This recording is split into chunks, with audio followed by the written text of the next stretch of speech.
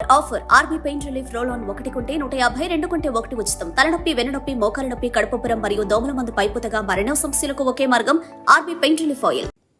Telangana CM Revanth రెడ్డిని BRS నేతలు కలుస్తూ ఉండటం చర్చనీయాంశంగా మారింది. తాజాగా GHMC deputy mayor Srilatha Shobhan Reddy దంపతులు సీఎం రేవంత్ రెడ్డిని కలిశారు. అంతకుముందు గ్రేటర్ హైదరాబాద్ మాజీ మేయర్ బొంతు రామ్మోహన్ కూడా సీఎంని కలిశారు.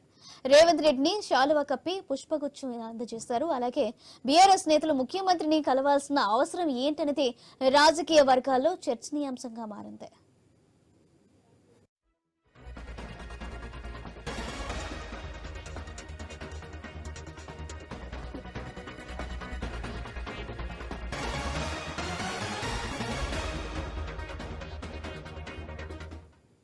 తెలంగాణ సీఎం రేవంత్ రెడ్డిని బీఆర్ఎస్ నేతలు కలుస్తూ ఉండటం చర్చనీయాంశంగా మారింది. తాజాగా GHMC deputy mayor Srilatha Shobhan Reddy దంపతులు సీఎం రేవంత్ రెడ్డిని కలిశారు. అంతకుముందు గ్రేటర్ హైదరాబాద్ మాజీ మేయర్ బొంతు రామ్మోహన్ కూడా సీఎంని కలిశారు. రేవంత్ రెడ్డికి శాలువా కప్పి పుష్పగుచ్చం అందించారు. అలాగే బీఆర్ఎస్ నేతలు ముఖ్యమంత్రిని కలవాల్సిన అవసరం ఏంటనేది రాజకీయ వర్గాల్లో చర్చనీయాంశంగా మారింది.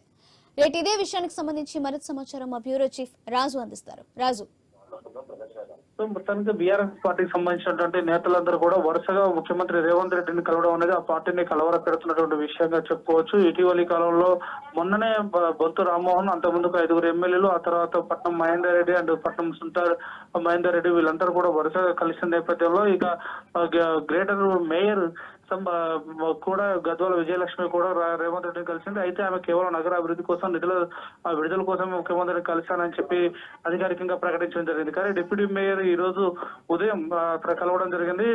అదేవిధంగా నాగార్జున సాగర్ సంబంధించిన టికెట్ ఆశించినటువంటి కంచెల చంద్రశేఖర్ రెడ్డి కూడా నిన్న రేవంత్ రెడ్డిని కలిశారు. ఈ రోజు మోతే శోభన్ రెడ్డి, ఆయన సతీమణి డిప్యూటీ మేయర్ గా ఉన్నటువంటి శ్రీలత శోభన్ రెడ్డి కూడా కలవడం జరిగింది. రోహిన్ రెడ్డి, అదేవిధంగా బాబా ఫసీద్దీన్ నేతృత్వంలో వీళ్ళు ముఖ్యమంత్రిని కలిశారు. సో ఈ నేపథ్యంలో మొత్తంగా బీఆర్ఎస్ పార్టీకి సంబంధించిన ముఖ్య నేతలు కూడా వరుసగా కలుస్తుండడం అనేది ఆ పార్టీని కలవర పెడుతున్నటువంటి పరిస్థితి ఉంది. మొత్తంగా వీళ్ళందరూ ఎట్లా ఉంటుంది పార్టీ భవిష్యత్తు? ఒకవైపు బహిరంగ సభకు సంబంధించిన ఏర్పాటు జరుగుతూ ఉంటే కేఆర్ఎంబీ ఇష్యూపై నల్గొండలో భారీ బహిరంగ సభకు సంబంధించిన సన్నాహక సభలో పార్టీ వర్గాలు ఉంటే ఇక్కడ పార్టీ మిగతా నేతలందరూ కూడా ఇట్లా వరుసగా పార్టీ మారేటువంటి ప్రయత్నాలు చేయడం అనేది కూడా పార్టీని కలవర పెడుతున్నటువంటి విషయంగా చూడొచ్చు. Right, thank you Raju.